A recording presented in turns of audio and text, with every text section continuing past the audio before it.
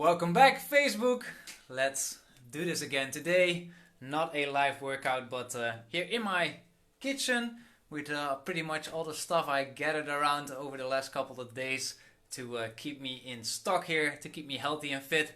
That's also the title of the video, what a fit vegan keeps in whole foods ingredients, meaning back again, unprocessed foods, like I said, so as it is in nature, or at least as close to nature as you can get it, giving you the most amount of vitamins, minerals, the best of everything, because of course the more it gets processed, the more nutrition you will actually lose. So I will show you guys around a little bit. I grouped it all up, so we're gonna go through the different kind of food groups together, and I will say a little bit why I buy them, what I like to do with them, and I hope this can inspire you also a little bit to incorporate some more whole foods in your lifestyle and get fitter together. So I will put this down so you guys can see a little bit what is going on all here.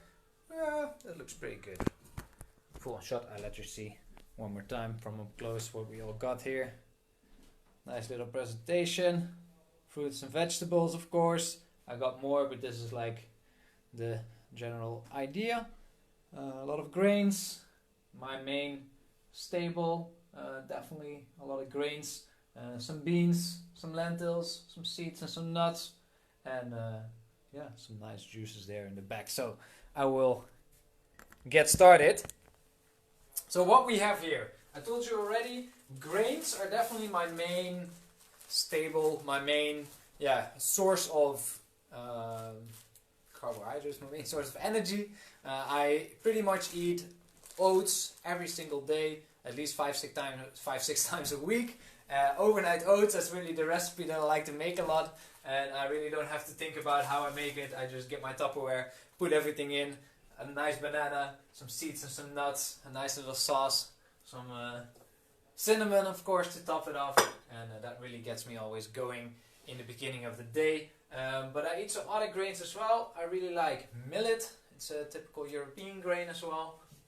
Quinoa, very high in protein, of course, you guys know it. And those two I kind of use the most. I bought some kumut. I don't know if you ever heard about it. I didn't, so that's why when I saw it I was like kind of intrigued. I wanted to try it. Not my favorite, to be honest, but maybe you have a good recipe for me, so I learned to appreciate this one more also. Normally I'm not the biggest pasta person. I actually almost never eat pasta, but the other week I was really craving it, so I bought a little whole grain pasta, and I have something left. So I heard this kind of, I don't know, if you're Italian probably you would shoot me for this, right? For breaking it, or is it okay? Like I said, a lot of seeds. Seeds are super good food, guys. This is like literally as close to, like the most nutrition thing as you can get, because this is of course where normally the plant is born from. So you can imagine that a lot of the vital nutrients are being stored in something like this. So these are pumpkin seeds. I really love them. They're super healthy, versatile. I pretty much use like the seeds just to throw them through my like smoothie bowls or oatmeal or overnight oats. That's kind of where I use them the most for. But I also have here some sunflower seeds, for example, and those are also really nice to make like kind of like a sauce, cheese sauce kind of thing. Lentils, definitely my favorite. The red lentils, definitely my favorite. Bean type, legume type, high in protein of course, and the reason why I like these over beans is because these cook super fast. So it's like 20 minutes, you don't have to soak them.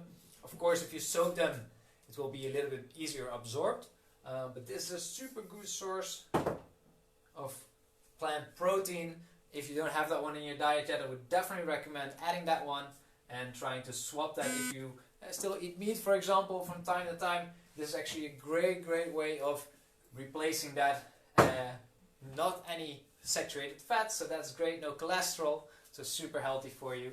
And we're talking about seeds, we're talking about nuts, so of course you gotta have some nut butter, right?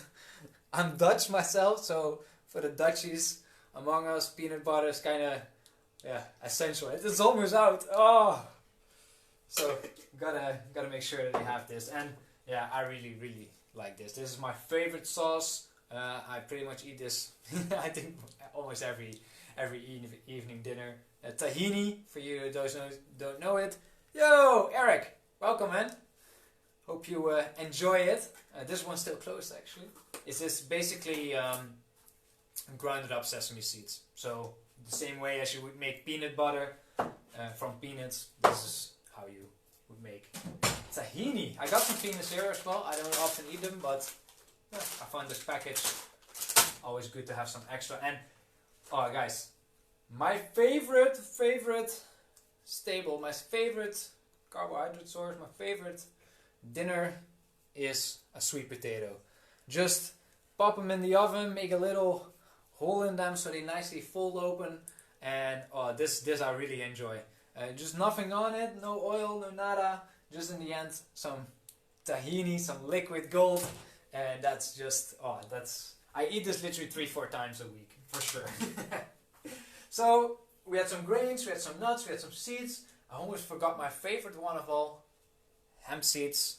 Super nutritious. Check them out for sure. And yeah, what else do we have here? We have, of course, some fruits. I have a nice papaya here from down by the store. Super high in vitamin C also. Bananas, always gotta have bananas in stock. Some paprikas, again, vitamin C. If everyone was looking for that, then you can find plenty actually here in this section. Ginger, I use this daily. I throw this in my smoothies. Anti-inflammation, really nice. I really notice that, especially like if I drink this before my trainings or in a big smoothie after my trainings, that I don't know, I don't feel sore in general. Maybe that's because I eat a lot of food that are high in vitamins and minerals, high in antioxidants. So that can definitely contribute. For example, also spinach is really my main green. I eat this almost, I think actually every single day, or maybe I eat some kale. But in general, definitely a portion of greens every day. And sauerkraut. Sauerkraut, right? Like, yeah, this is this is raw, so this is, and we're back. So I stopped at this sauerkraut. Really good for gut health.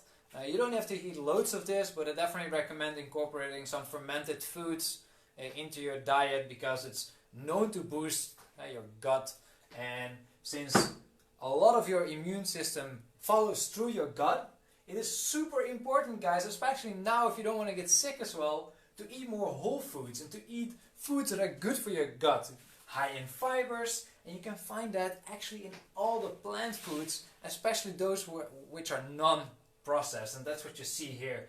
As it is in nature, that's how you eat it. And the closer, if you cannot recognize how it looks in nature, then okay, like I eat chocolate, right? Like, I love chocolate, but of course this is not a health food, and of course this doesn't look at all like how it grows in nature. So I would always recommend to eat less of those kind of things and eat more of these kind of things. And if I look at myself, what I really notice is the more whole food, plant-based I eat, the less cravings I have towards sugary, processed foods in general. So definitely try that out and see if that works for you as well. I got a few things left in the bag. I got some of my favorite berries, blueberries, really good. I like to put them in my smoothies. The soy milk, and normally I'm more team oat milk. Which one are you? Are you oat, rice? Yeah, we got so many right nowadays. So cool. And yeah, some tofu. Definitely like this. Already a little bit more processed, of course, but still pretty good. And yeah, to sweeten things up from time to time, I like to use a little agave. So yeah, that's pretty much what I have around here. I do, of course, have like some nice herbs and some spices. I do use some soy sauce and some like apple cider vinegar I have here.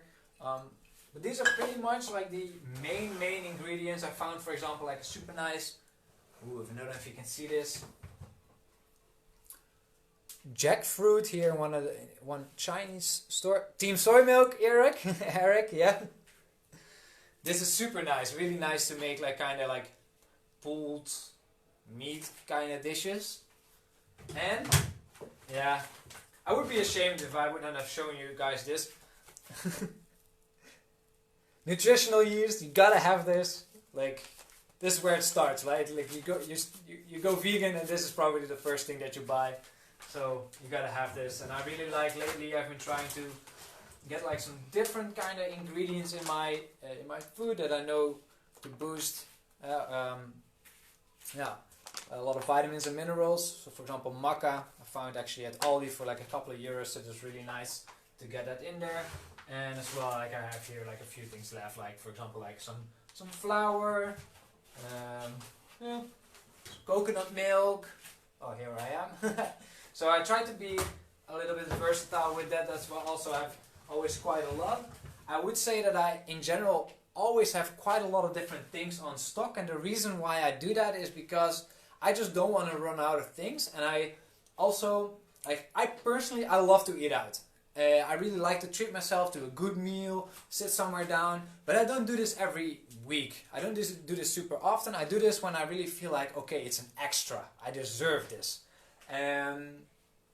So if you have your foods on stock and you know what you can make, and you always have some things around you can easily throw a recipe together with, then eating out like is not so much of an option, you know. Like, it's way easier to stick to your goals and stick to your plan if you know that you have things on stock that you can cook delicious recipes with. And I really noticed that the more I cook at home, actually the less I want to eat out, because it's salty, it's oily, half of the time I pay a lot, and actually I'm not as excited as I would have made something myself. And also for your health, guys, I really believe that putting your heart and soul into your food, putting love in your food when you're cooking, is also super beneficial, because that's in the end what you put inside of your body. And if you want to feel better, I really believe that cooking your food at home, putting energy and love into it, really helps do good for your own system as well. So I hope this inspired you guys a little bit to eat more plant foods as well, to see what you can all get in stock.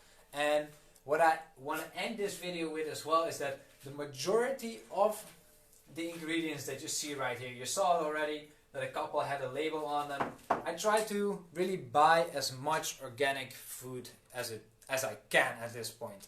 And especially on my bulk items, all the grains, all the beans, all the nuts and seeds that you saw here are all organic.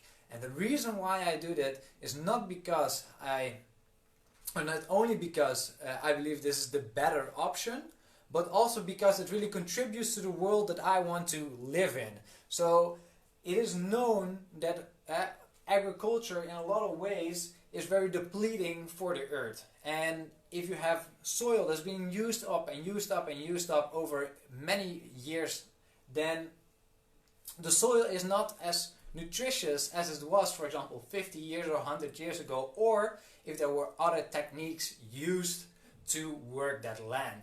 And what you now see is that more and more of like food, we're not getting too far into it, but what you now see is that organic farmers actually use the land better, meaning that more nutrition will be in the food that you're eating, and at the same time less chemicals will be used on your food. And if you are eating like me for your health and to feel good, to feel strong, to feel vital, you don't want to have all your food, at least is my opinion, filled with all these chemicals, because it is such a shame, I believe, that hey, I'm eating this nice sweet potato, and this is actually an organic sweet potato as well, and what my body has to do is actually fight the chemicals that are on this, instead of using the nutrition that is in this sweet potato to heal myself, to grow, to repair, and to actually reverse me aging, getting older, getting tired or getting sick. And especially now, guys, I think it's really important, and what people forget is that eating like this is really not expensive.